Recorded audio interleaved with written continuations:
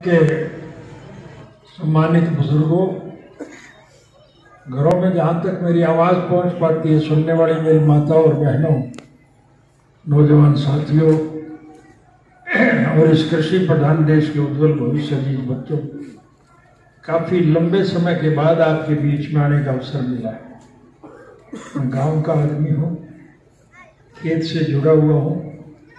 मेरी एक सोच रही है कि मैं जनहित के कामों में रुचि लूँ, मेहनत कश कर मेरे वर्ग के लोगों की ज़्यादा से ज़्यादा मदद। मेरा कोई व्यक्तिगत स्वार्थ नहीं है, कोई राजनीतिक स्वार्थ नहीं है। हम तो स्वर्गीय चौधरी देवीलाल जी के स्वप्न साकार करना चाहते हैं। चौधरी साहब की हार्दिक इच्छा थी कि इस देश का हर नागरिक संपन्न हो, समृद्ध हो, खुशहाल हो, और उन्होंने सदा इस बात के लिए लड़ाई लड़ी कि गांव का किसान और कमेरा इस देश के लोगों की मूलभूत जो जरूरियात है, रोजी रोटी, कपड़ा, मकान, शिक्षा और स्वास्थ्य का प्रबंध सरकार के द्वारा किया जाए। ये इंडियन नेशनल लोकदल रूपी पौधा उन्हीं का लगाया हुआ है। हम इस पौधे को अपने खून से सींचते हैं। हम चाहते हैं लोगों को ज़्यादा से ज़्यादा सुविधा मिले। प्रजातांत्रिक प्रणाली में जनता के सहयोग और समर्थन से सरकारें बनती हैं और फिर चुनी हुई सरकार की जिम्मेवारी होती है कि वो जनहित के कामों में रुचि ले, विकास के कामों को गति दे, बेरोजगारों को रोजगार दे और लोगों को अनेक प्रकार की सुख सुविधाएं प्रदान करे। हमने उन सारी बातों पर अमल किया, लेकिन हमारी सरकार जाने के बाद वो ऐसी सरकारें आई जिन्होंने जनहित के कामों में रुचि लेना बंद कर दिया। तो लुटेरे वर्ग के लोग इस देश में इस प्रकार के कानून बनाए जाते हैं जिससे योजनाबद्ध तरीके से इस देश के मेहनत कश कमेरे का पैसा मुट्ठी भर बड़े उद्योगी घरानों के लोगों, अडवाणी और अदानी जैसे लोगों के पास चला जाता है। ये सोच है इस सरकार की। मुझे ये बताने की जरूरत नहीं किस प्रकार से ये लोगों को लूटते हैं। प्रत्यक्ष में प्रमाण की जरूरत नहीं, आपके सामने है। आज कोरोना की वजह से इस देश का हर नागरिक परेशान, दुखी।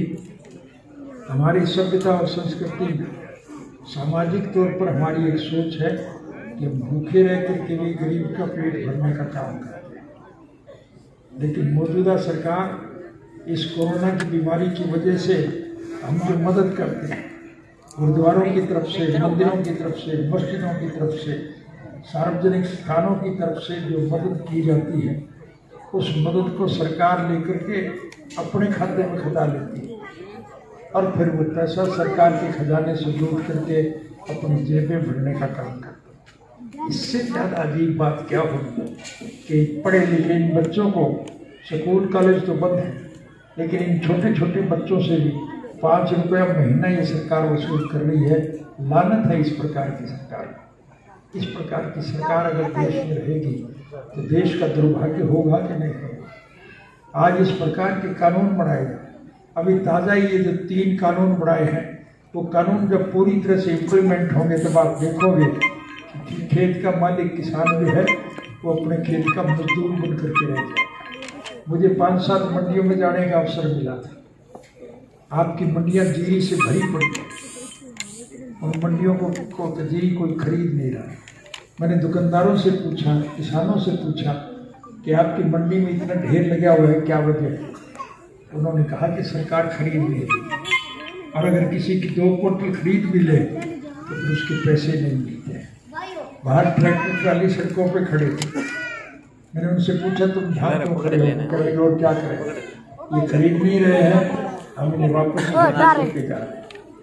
किसान अपना उत्पादन मंडी में लेकर के जाए और वो ना बिके, किसान जब वापस लेकर के आए तो उसको कितनी पीड़ा होती है, कितनी तकलीफ होती है।